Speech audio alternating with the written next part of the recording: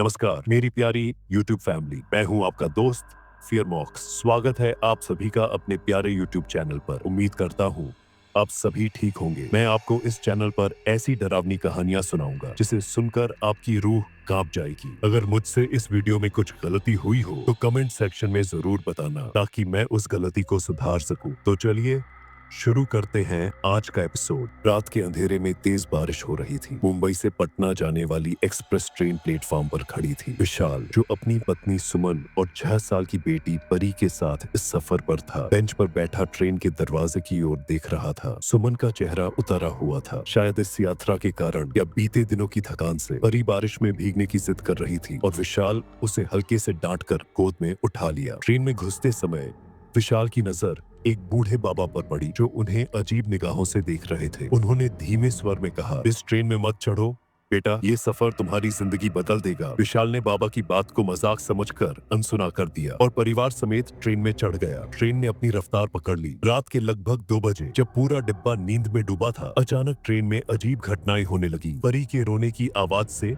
विशाल की आंख खुली। परी सीट पर नहीं थी। सुमन भी घबराई हुई जाग गई। विशाल ने पूरी बर्थ पर हाथ फेरा, परी वहां नहीं थी। दिल की धड़कनें तेज हो गई। तभी बोगी के कोने से एक धीमी हंसी सुनाई दी। एक सफेद कपड़ों में लिपटी, चेहरा ढका हुआ अजीब सी परछाई उनके डिब्बे में थी। सुमन डर के मारे कांपने लगी। विशाल ने मोबाइल की रोशनी उस ओर फेंकी, लेकिन वहां कोई नहीं था। तभी परी की आवाज आई, पापा मैं यहाँ हूँ, ये आंटी मुझे ले जा रही है। विशाल और सुमन बदहवास होकर बर्थ से नीचे कूदे। परी की आवाज बोगी के दरवाजे की तरफ से आ रही थी। विशाल पागलों की तरह भागा, लेकिन जैसे ही उसने दरवाजा खोला उसका कलेजा मुंह को आ गया। परी ट्रेन के दरवाजे पर खड़ी थी। किसी अदृश्य ताकत ने उसे हवा में उठा रखा था। परी की चीख गूंज उठी, पापा बचाओ। विशाल पूरी ताकत से दौड़ा और उसे पकड़ने की कोशिश की, लेकिन अचानक ट्रेन की बत्तियां जल बुझने लगी। चारों ओर अंधेरा छा गया। जब रोशनी लौटी तो विशाल ने जो देखा उसने उसकी दुनिया ही उजाड़ दी। परी वहां नहीं थी। सुमन जमीन पर गिर पड़ी, जोर जोर से रोने लगी। ट्रेन उसी तेजी से भाग रही थी, लेकिन अब वह पूरी तरह सुनसान लग रही थी। अचानक गार्ड के डिब्बे की ओर से किसी के चलने की आवाज आई। विशाल ने जैसे ही वहां देखा तो उसके रोंगटे खड़े हो गए। परी वहां खड़ी थी, मगर उसके चेहरे पर कोई भाव नहीं थे। उसके ठीक पीछे वही सफेद साड़ी वाली परछाई खड़ी थी, जिसके चेहरे की जगह सिर्फ एक गहरा काला गड्ढा था। परछाई ने धीरे से कहा, ये अब हमारी है, इसे लेने आए थे हम, तुमने चेतावनी नहीं सुनी थी। विशाल की आंखों के आगे अंधेरा छा गया। जब उसे होश आया तो ट्रेन पूरी तरह सुनसान थी। न सुमन थी, न परी, न कोई यात्री। वह अकेला था। डिब्बे में धूल जमी थी, खिड़कियों पर जाले लगे थे, जैसे सालों से इस ट्रेन में कोई सफर ही न किया हो। तभी गार्ड केबिन के पास से किसी ने फुसफुसा कर कहा, ये ट्रेन पिछले 20 सालों से चल रही है, मगर इसमें जो भी चढ़ता है वो कभी वापस नहीं आता। विशाल का दिल बैठने लगा, आंखों से आंसू बह निकले। उसे याद आया कि कुछ ही देर पहले उसकी परी उसके सामने खड़ी थी, मगर उसका चेहरा भाव शून्य था। क्या वह सच में परी थी या कोई छलावा? उसे बाबा की वह चेतावनी याद आई, इस ट्रेन में मत चढ़ो बेटा, ये सफर तुम्हारी जिंदगी बदल देगा। विशाल की आंखों में पछतावे के आंसू छलक आए। काश उसने बाबा की बात मानी होती। अब उसकी पत्नी और बेटी किसी अज्ञात भयानक शक्ति के शिकंजे में थी। उसका गला सूख रहा था, शरीर कांप रहा था, लेकिन अब वह पीछे नहीं हट सकता था। उसे हर हाल में अपनी परी और सुमन को ढूंढना था। विशाल हिम्मत जुटाकर आगे बढ़ा। पूरा डिब्बा अजीब तरह से धूल और जालों से भरा था, जैसे सालों से कोई इंसान वहां आया ही न हो। तभी उसे किसी के चलने की आहट सुनाई दी, एक भारी घिसटती हुई आवाज, जैसे कोई ट्रेन के फर्श पर रेंग रहा हो। विशाल का दिल जोर जोर से धड़कने लगा। उसने डरते डरते मुड़कर देखा और उसके पैरों तले जमीन खिसक गई। ट्रेन की एक खिड़की के बाहर एक सड़ा गला चेहरा चिपका हुआ था। आंखों की जगह 2 गहरे काले गड्ढे थे और मुंह से खून टपक रहा था। वह डरावनी आकृति खिड़की से अंदर झांक रही थी, जैसे किसी शिकार की तलाश कर रही हो। विशाल कांप गया। अचानक खिड़की के शीशे पर एक जोरदार थपकी पड़ी और वह परछाई गायब हो गई। लेकिन तभी पीछे से किसी ने उसके कंधे पर हाथ रखा। विशाल की पूरी रीढ़ में ठंडक दौड़ गई। उसने धीरे धीरे पीछे मुड़कर देखा और उसकी चीख निकल गई। सुमन खड़ी थी, लेकिन उसकी आंखें सफेद थीं, चेहरा नील पड़ा था और उसकी गर्दन एक अजीबोगरीब कोण पर मुड़ी हुई थी, जैसे किसी ने उसे तोड़ दिया हो। विशाल का पूरा शरीर सुन्न हो गया। सुमन के होंठ हिले, उसकी आवाज दर्द और तकलीफ में डूबी हुई थी। विशाल हमें बचा लो। यह सुनते ही विशाल की आंखों से आंसू बह निकले। उसने सुमन को पकड़ने की कोशिश की, लेकिन जैसे ही उसने हाथ बढ़ाया सुमन हवा में घुलने लगी। विशाल चीख पड़ा, सुमन मत जाओ, परी कहाँ है? बताओ। लेकिन सुमन की आंखों से आंसू बहने लगे, उसकी आवाज कांप रही थी। परी परी अब इस ट्रेन का हिस्सा बन चुकी है, तुम्हें उसे बचाना होगा। विशाल घुटनों के बल गिर पड़ा। उसकी पत्नी और बेटी उसकी आंखों के सामने मौत के मुंह में जा रही थी और वह कुछ भी नहीं कर पा रहा था। तभी अचानक ट्रेन में एक जोरदार झटका लगा, पूरा डिब्बा हिल उठा, बाहर भयानक हवा चलने लगी, ट्रेन की खिड़कियां जोर जोर से बजने लगी और फिर एक दिल दहला देने वाली चीख गूंजी, पापा बचाओ। विशाल का खून जम गया, वह उठा और आवाज की दिशा में भागा। आवाज सामने वाली बोगी से आ रही थी, लेकिन जैसे ही उसने दरवाजा खोला उसकी रूह कांप गई। बोगी के अंदर लाशों का अंबार लगा हुआ था, सड़े गले शव इधर उधर बिखरे पड़े थे, खून से लथपथ, कुछ के सिर धड़ से अलग थे, कुछ के हाथ कटे हुए थे। पूरी बोगी में एक भयंकर बदबू फैली थी। विशाल ने अपनी नाक बंद कर ली और धीरे धीरे अंदर बढ़ा। तभी उसने देखा बोगी के आखिर में एक लड़की बैठी थी, परी, मगर उसकी पीठ विशाल की ओर थी। वह धीरे धीरे झूल रही थी जैसे कोई पुराना खिलौना। विशाल की आंखों में आंसू आ गए, वह चिल्लाया, परी बेटा, पापा आ गए। परी ने धीरे से सिर घुमाया और विशाल की सांसें रुक गईं। उसकी आंखें काली थीं, चेहरा पीला पड़ चुका था, होंठों पर अजीब सी मुस्कान थी और फिर उसने वही भयानक शब्द कहे, अब बहुत देर हो चुकी है पापा, हम अब यहाँ के हैं। विशाल पूरी तरह टूट चुका था। क्या उसकी बेटी अब जिंदा नहीं थी या वह किसी भूतिया शक्ति के कब्जे में थी? उसने परी को अपने पास बुलाने के लिए हाथ बढ़ाया, लेकिन तभी उसके पीछे किसी की आवाज आई, इस ट्रेन से भागो जल्दी, वरना तुम भी इन लाशों में बदल जाओगे। विशाल ने तुरंत पीछे देखा, एक बूढ़ा आदमी खड़ा था जो ट्रेन के गार्ड की वर्दी में था, मगर उसका चेहरा भय और अफसोस से भरा था। विशाल ने हिम्मत जुटाकर पूछा, ये ट्रेन, ये सब क्या है? मेरी बेटी को क्या हुआ? बूढ़े गार्ड ने गहरी सांस ली और कहा, ये ट्रेन 50 साल पहले दुर्घटनाग्रस्त हो चुकी है, मगर इसका सफर आज भी जारी है। इस ट्रेन में जो भी चढ़ता है वो कभी वापस नहीं लौटता। विशाल के हाथ अब भी हवा में उठे थे, जैसे वह परी को पकड़ने की आखिरी कोशिश कर रहा हो, मगर उसकी बेटी की काली आंखें, पीला चेहरा और अजीब मुस्कान उसे भीतर तक तोड़ चुकी थी। वह ठंडी धातु की बेंच पर गिर पड़ा, उसकी सांसें तेज हो गईं।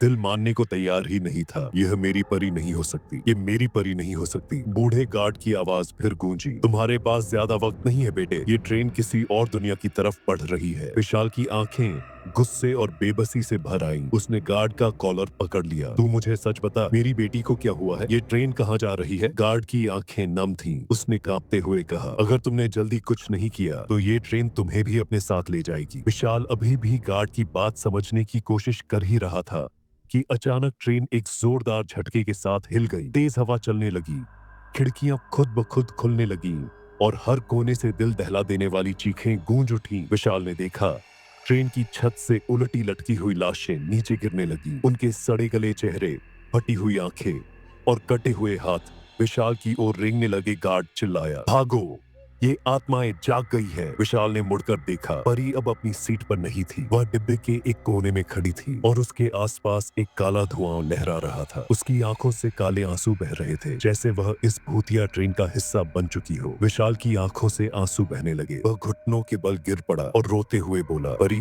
बेटा, तुम्हारे पापा को पहचानो, ये क्या हो गया है तुम्हें? लेकिन परी की आवाज किसी और जैसी लग रही थी, गहरी, डरावनी और दर्द से भरी हुई। उसने सिर झुकाकर धीमे स्वर में कहा, पापा मैं बहुत दर्द में हूँ, मुझे बचा लो। विशाल तुरंत उठकर उसकी ओर दौड़ा, लेकिन जैसे ही उसने परी को छूने की कोशिश की, उसका शरीर धुएं में बदलने लगा। परी चीख पड़ी, नहीं पापा, मुझे अकेला मत छोड़ो, मुझे बचा लो। और फिर परी एक तेज झटके से अंधेरे में समा गई। विशाल ने उसे पकड़ने की कोशिश की, लेकिन उसके हाथ सिर्फ ठंडी हवा को छू पाए। उसके भीतर कुछ टूट गया था। उसकी बेटी उसकी आंखों के सामने गायब हो गई और वह कुछ भी नहीं कर पाया। विशाल अब पूरी तरह बिखर चुका था, उसकी आंखों के आगे सब कुछ धुंधला हो रहा था। गार्ड ने उसे झंझोड़ते हुए कहा, अब समझ में आया कि यह ट्रेन क्या है? विशाल ने कांपते हुए सिर हिलाया, ये एक मौत की ट्रेन है। गार्ड की आंखों में भयानक डर झलक रहा था।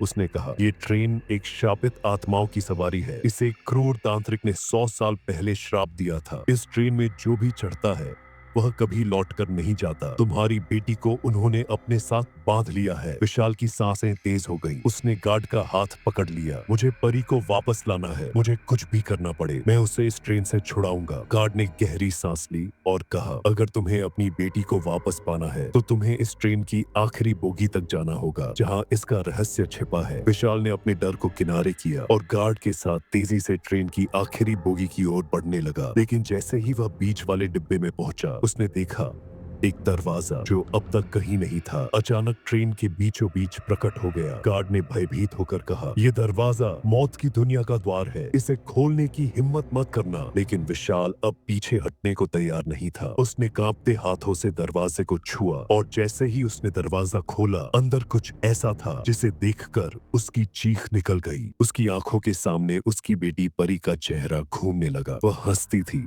खेलती थी, उसके कंधे पर सिर रखकर सो जाती थी। मगर अब वही परी अंधेरे में खो चुकी थी। परी, मेरी बच्ची। विशाल की आंखों में आंसू आ गए। वह थरथराते होठों से बुदबुदाया, पापा आ रहा है बेटा, तुम्हें इस भूतिया ट्रेन से निकालने के लिए। गार्ड ने पीछे से उसका कंधा पकड़ा। रुक जा, ये दरवाजा किसी और ही दुनिया का है। अगर इसे खोला तो तेरा वापस लौटना नामुमकिन हो जाएगा। मगर विशाल के लिए अब पीछे हटने का कोई रास्ता नहीं था। उसने गहरी सांस ली और जोर से दरवाजा धक्का दे दिया। दरवाजा खुलते ही भीतर से ठंडी गीली हवा का झोंका आया। विशाल ने अंदर झांका और जो देखा उससे उसका दिल जोर से धड़कने लगा। एक लंबा अंधेरा गलियारा जिसके दोनों ओर कतार में बैठी हुई अजहली लाशें थीं। उनकी आंखों के गड्ढों से गाढ़ा काला तरल टपक रहा था और उनके शरीरों से भयानक बदबू उठ रही थी। तभी गलियारे के एक कोने से किसी के पैरों घसीटने की आवाज आई। विशाल ने देखा एक साया धीरे धीरे उसकी ओर बढ़ रहा था। वह कोई और नहीं बल्कि परी थी, मगर उसकी आंखें सफेद हो चुकी थीं, चेहरा नीला पड़ चुका था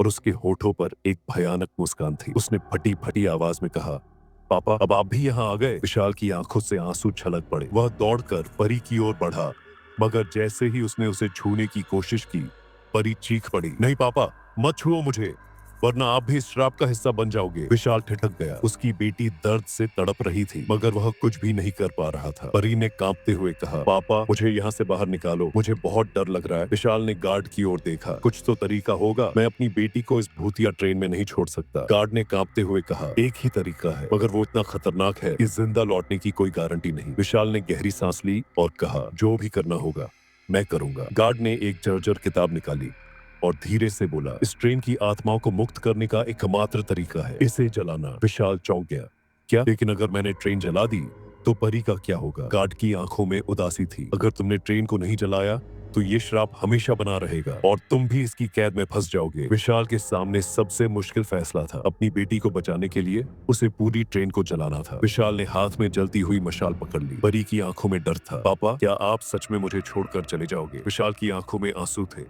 गार्ड चिल्लाया, अब देर मत कर, वरना हम सब मर जाएंगे। विशाल ने कांपते हाथों से मशाल ट्रेन के अंदर फेंक दी और अगले ही पल पूरी ट्रेन आग की लपटों में घिर गई। आग की लपटें चारों ओर उठ चुकी थीं। ट्रेन के पुराने जर्जर डिब्बे जलने लगे थे। लकड़ी के फर्श में दरारें पड़ गई थीं और भूतिया साए जोर जोर से चीख रहे थे। विशाल की आंखों के सामने अजीब मंजर था। हर आत्मा दर्द से तड़प रही थी, मगर सबसे ज्यादा बेबस उसकी अपनी बेटी परी थी। परी जमीन पर घुटनों के बल बैठी थी। उसकी आंखों में आंसू थे। पापा, मुझे यहाँ से निकालो, आग मुझे जला रही है, वह तड़प कर चिल्लाई। विशाल की आंखें भीग गईं। उसने परी की ओर दौड़ लगाई, मगर तभी गार्ड ने उससे पीछे खींच लिया। रुक जा, अगर तूने परी को छुआ तो तू भी इसी श्राप का हिस्सा बन जाएगा। विशाल का पूरा शरीर कांप उठा। क्या वह सच में अपनी बेटी को इन जलती हुई लपटों में अकेला छोड़ देगा? अचानक चलती हुई ट्रेन के भीतर एक अजीब सा बदलाव आने लगा। ट्रेन की दीवारें हिलने लगीं, जैसे कोई उसे भीतर से चीरने की कोशिश कर रहा हो। खिड़कियों से काले सड़े गले हाथ बाहर निकलने लगे और हर कोने से डरावनी फुसफुसाहटें उठने लगी। हम तुम्हें नहीं जाने देंगे। विशाल ने देखा ट्रेन की छत से एक भीमकाय छाया उभर रही थी। उसके लंबे लाल आंखों वाले चेहरे में शैतानी हंसी थी। उसकी हड्डी जैसी उंगलियां विशाल की ओर बढ़ने लगी। ये क्या है? विशाल चीख पड़ा। गार्ड कांपते हुए बोला, ये इस ट्रेन का रक्षक है जिसने इसे श्राप दिया। यह तुझे और परी को कभी जाने नहीं देगा। विशाल बेबस खड़ा था। एक तरफ परी की चीखें थी, दूसरी तरफ इस श्रापित ट्रेन का खौफनाक अंत। पापा, मुझे बचा लो। परी की आवाज अब कमजोर पड़ रही थी। विशाल के अंदर सब कुछ टूट चुका था।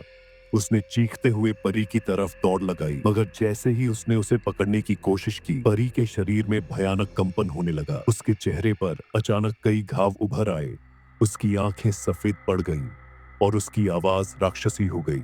अब बहुत तेज हो चुकी है पापा, मैं अब तुम्हारी परी नहीं रही। विशाल की आत्मा जैसे ठहर गई। नहीं, वह जोर से चिल्लाया। गार्ड ने विशाल का हाथ पकड़कर झंझोड़ दिया। अगर तुझे परी को बचाना है तो एक आखिरी तरीका है, लेकिन उसके लिए तुझे अपनी जान दांव पर लगानी होगी। विशाल के चेहरे पर कोई डर नहीं था। जो भी करना होगा मैं करूंगा। गार्ड ने जेब से एक पुरानी खून से सनी हुई चाबी निकाली और कहा, ये ट्रेन की आत्माओं को मुक्त करने की आखिरी कुंजी है। अगर तू इसे ट्रेन के इंजन में डाल देगा तो पूरी ट्रेन भस्म हो जाएगी। लेकिन लेकिन क्या?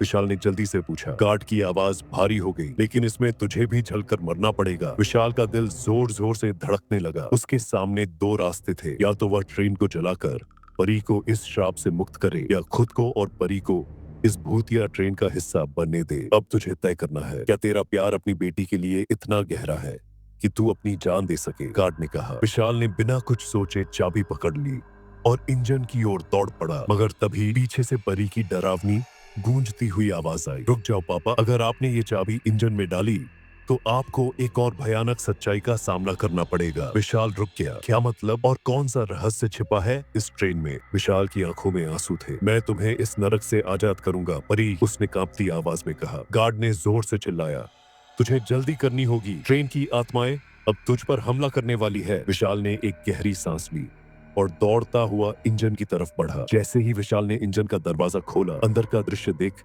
उसके रोंगटे खड़े हो गए। इंजन के भीतर एक इंसानी कंकाल बैठा था। उसके हाथों में वही चाबी थी जिसे गार्ड ने विशाल को दी थी। कंकाल के सिर पर एक नाम खुदा था, विशाल शर्मा। विशाल के पैरों तले जमीन खिसक गई। ये मैं कैसे हो सकता हूँ? गार्ड की आवाज कांप उठी। इस ट्रेन में जो भी चढ़ता है वह कभी लौट कर नहीं जाता। तुम इस ट्रेन में पहले भी आ चुके हो, लेकिन हर बार इसी श्राप के कारण सब भूल जाते हो। विशाल का सिर चकराने लगा। तो क्या मैं पहले भी मर चुका हूँ? परी ने धीरे से कहा। हाँ पापा, और हर बार आपने मुझे बचाने के लिए खुद को कुर्बान कर दिया, मगर इस बार आपको कुछ अलग करना होगा। विशाल की आंखों में आंसू आ गए। तो इसका मतलब मैं इस ट्रेन का हिस्सा बन चुका हूँ? गार्ड ने गंभीरता से कहा। हाँ, लेकिन एक आखिरी तरीका बचा है। अगर तुम इंजन को खुद चलाकर इस ट्रेन को पटरी से उतार दो तो ये श्राप हमेशा के लिए खत्म हो जाएगा। लेकिन तुम फिर कभी वापस नहीं आ पाओगे। विशाल ने अपनी बेटी की तरफ देखा। वह कांप रही थी, मगर उसकी आंखों में उम्मीद थी। अगर मेरी मौत से तुम्हारी जिंदगी बच सकती है तो यह सौदा मुझे मंजूर है। विशाल ने इंजन में चाबी डाली